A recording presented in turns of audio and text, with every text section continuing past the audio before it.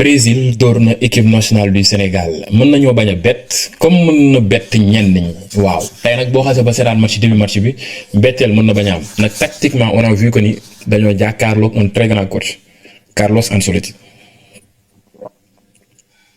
ki nga xam ne il faisait partie des meilleurs coachs ci année yi weesu bokk ci 3 meilleurs entraîneurs ci monde kon kooku mën naa ni bu jàkkaarloo ak moom. Il faut nga baax mentalement ci bopp bi tactiquement il faut nga baax te tey loolu la ñu imposé tey match tey bi dana am ay enseignements yu bëri ñu ci war a tirer bëgg naa ngeen partager vidéo bi suñu dirigeant yi mën see jot nag leeral na yenn failles yu Sénégal avant ñu jublu ci Coupe d'Afrique à un mois de la CAN Coupe d'Afrique des Nations et c'est quelque chose boo xam ne c'est très intéressant muy lan premièrement balaa maa dugg ci match bi ci yenn flop yi ci yenn top yi nga xam ne mu ngi ci biir match bi di leen wax sax d'abord képp koo xam ne abonné ko suma chaîne YouTube abonné ngay liker di commenter di partager loolu ngeen ñu mën a soutenir bu baax a baax ci xibaar yi nga xam ne ñu leen koy jox matin midi soir gis nañ ne tey kooku di équipe nationale du Sénégal mën naa ni Brésil montré na que ni Sénégal boo jàkkal équipe bu mag boo ko tegalee pressing haut ils auront du mal à faire sortir leur première sortie de balle. Ils auront du mal à faire sortir leur ballon premier sortie de balle yi day métti pour ñu génne ko mu ngi noonu kon foofu côté boobu il faut ñu travailler ku liggéey ko bu ko defee bu ñu jajanteeg yéen équipe yu mag yi ci mel ni Maroc nga xam ne du ñu may dara dañuy pressing au la ñuy indil nag ils produisent du beau jeu te seen défendre mooy que ñoom dañuy attaquer yéen équipe yu mag yi pour ñu défendre attaquer lañ koy remplacer te Maroc il joue comme ça kon mën nañoo comparer Brésil à Maroc imaginer bu ñu dajewoon ak Maroc ci compétition bi Coupe d'Afrique des Nations et nañu comprendre. loolu lu ñuy jàngaat la actuellement Brésil war nañu actuellement aussi tamit que Pape Alassane Gueye je le préfère comme sentinelle numéro 6 que ñu koy football relayeur devant kooku di Idrissa Gana Gueye Idrissa Gana Gueye ak présence su Pape Gueye mais je ne préfère pas qu'il joue devant la défense mais présence su Pathé Ciss ci équipe nationale Sénégal sax je préfère Pathé Ciss wala Pape Alassane Gueye ñu football sentinelle après Gana Gueye même boo koy teg terrain bi donc nga football loo comme relayeur mu lay mën a relier di jouer comme box to box nekk ci côté récupération bi di marquer yamaatuñu foofu di mën a relier jële bal bi ci Pape yóbbu ko ci attaquant yi Pape Alassane Gueye ci côté sortie de balle il est plus propre techniquement il est plus à l'aise aussi tamit présence am ci devant la défense c'est quelque chose boo xam ne dafay apporter quelque chose boo xam ne day am assurance mu ngi noonu gis nañ ko tey jii il était devant en plus foofu je vois qu'il était plus à l'aise ci devant la défense kooku di Pape Alassane Gueye yooyu tamit leçon la ñuy tirer avant ñu dem CAN waaye yamaatuñ foofu Brésil nous a montré aujourd'hui que ni équipe nationale Sénégal il doit pas jouer sans avant-centre warul di football sans avant-centre maanaam attaquant point jàkkaarloo équipe bu mag bu mel ni Brésil attaquant point mel Nicolas Jackson boo ko amee mu lay mën a porter bal yi di attirer la défense adverse mais aussi pressing bi muy teg à défense adverse c'est énorme boo xam ne maanaam day libérer non seulement les autres joueurs les attaquants le fait que muy porter balle bi di attirer la défense adverse Iliman Ndiaye s'il fait appel sera libre mu jox ko bal mu libérer wu def li muy def wala soit Iliman bu téye bal appel contre appel yi muy def appel décrochage yi muy def di def appel yooyu rek dafay attirer day tax défense adverse bi topp ko Iliman Ndiaye même bu dee day am koy topp benn nit lay doon. mais Iliman tey da nga koy gis bu téebal 2 personnes wala 3 personnes ñoo koy sëpp trio bu ko defee amul benn impact boo xam ne Sadio def na comme attaquant point ci équipe bi c'est un peu c'est quelque chose boo xam ne c'était très compliqué Sadio décrochage yi mu doon def di génn pour jël bal yi automatiquement bu defee décrocher rek da ngay gis pressing bi nga xam ne Casemiro mu ngi koy teg ak yeneen militaires yi nga xam ne ñoo nekk ci équipe brésilienne automatiquement bu téebal du obligé du mën a def dara. soit day sànni bal bi wala soit mu delluwaat defaat passe retrait et ce sont des choses yoo xam ne tey fës na ci match équipe nationale Sénégal contre kooku di Brésil ci côté tactique bi moom laa leen ñëwal noonee dinañ ñëw ci yenn flop yi ak top yi nga xam ne tey gis nañ ne ils ont été en forme aujourd'hui ci match contre Brésil. ñëw ci côté flanc droit bi tey suñu match contre Brésil nous a montré que ni on peut pas avancer sans Krépin Diatta loolu moom c'est quelque chose boo xam ne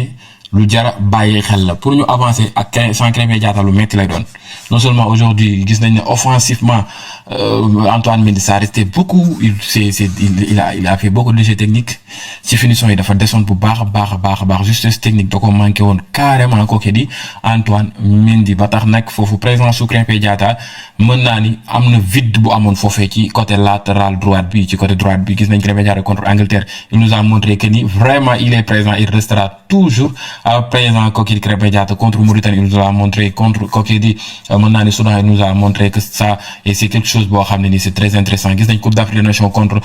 Coupe d'Afrique des Nations bi amoon Côte d'Ivoire gis nañ benn Krépin Diatta boo xam ne il était tout juste exceptionnel moo xam offensivement ses placements défensifs ak repli défensif yi mu doon def et c'est énorme c'était énorme Ismaïla Sarr ci côté droite bi gis nañ mu doon jàppale sax Antoine Mendy ci repli défensif yi mu doon def mais ça ne suffisait pas mais aussi on avait besoin de Ismaïla Sarr boo xam ne offensivement yi plus percutant waaye teewul en tout cas dans l'ensemble il a montré un match correct malgré ça restait beaucoup yoo xam ne waroon nañ ko war a mën a gën a wane ci match bi surtout côté offensif bi mu ngi doon boo xoolee am na occasion yoo xam ne si jot dañ ko raté ci fin première mi-temps bi ce sont des choses yoo xam ne ça paye cash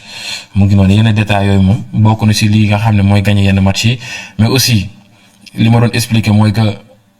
équipe nationale waratul dem sans avant-centre sans attaquant pointe gis ngeen Nicolas Jackson premier mi-temps bi vide ni mu amoon ci kaw attaque pour ñu créer occasion c'est un problème mu pesé wuñu woon ci défense su mën naa ni Brésil ne ko ba mu duggee sur le coup vous avez vu que ni vraiment pressing bi nga xam ne première occasion am dafa teg pressing défense gardien de but bi mu sànni bal bi foofu Iliman Ndiaye peut-être bu dugaloon bal bi tournure match yi mën na jël beneen tournure match yi mën na changer physionomie match bi dafay changer complètement mais malheureusement Iliman Ndiaye était pressé dafa doon jël temps am moom kase la woon même joueur bi doon ñëw sax mënoon na koo teggi taal passe caaxi wala mu passe kooke di Nicolas Jackson mu dugal bal bu ko defee un but d'écart lay doon foofu dinañ mën a am confiance sëppuwaat gan gi soit ñu égaliser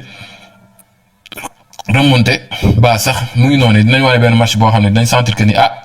l'équipe nationale Sénégal peut revenir devant Brésil mais malheureusement ñu am suñu première défaite depuis ay match et c'est quelque chose boo xam ne ni c'est mal c'est neexul mais teewul am nañ ay jàngat yu bari am nañ ko ci avant CAN bi genre défaite yi dafa doon défaite am solo da lay jàngal wan la wàcce sa bopp wan ne yow actuellement doonoo yaay meilleur mën nga meilleur sax mais da lay wan ne yow à tout moment mën nga trébucher mën nga chuter boo jàkkaarloo yéen équipe yu mag yi équipe mel ni ay Maroc équipe yu mel ni ay peut-être Algérie équipe yu mel ni ay on peut dire Côte d'Ivoire équipe yu mel ni Nigeria mën na compliquer devant toi kon nag gagner ay Mauritanie ay Soudan du Sud ay Congo bu mu tax ñu jàpp ne ñun nous sommes le meilleur gagner ay Angleterre bu mu jàpp ne nous sommes le meilleur match yi dafay am en fonction de match yi ni muy demee match yi ni muy changer type de match yi tey bi ñu àndal dañoo dajanteeg benn coach boo xam ne était plus tactique que nous aujourd'hui ouais choix tactique yi mu def ak mën naa ni façon bi mu joué ak ñun c'était pas facile doonu woon xaarewuñu ko woon ci moom du woon yomb assez que ñu mën a contrer loolu ba mën koo gagner c'était très compliqué mu ngi noonu Sadio Mané n'a pas pesé aussi ci dayo bi nga xam ne jot na ko am il a essayé de se montrer mais on sent que ni avec le temps ak âge bi lu ñuy gën di dem mën naa ni affaire day gën di wàcc malgré il nous a montré que ni il est là mais malheureusement ndeysaan ça n'a pas suffi pour gagner le Brésil notre international sénégalais Sadio Mané ñun ñëpp ko doon xaar nag match bu mag la te match bu mag dañuy soxlaa jour bu mag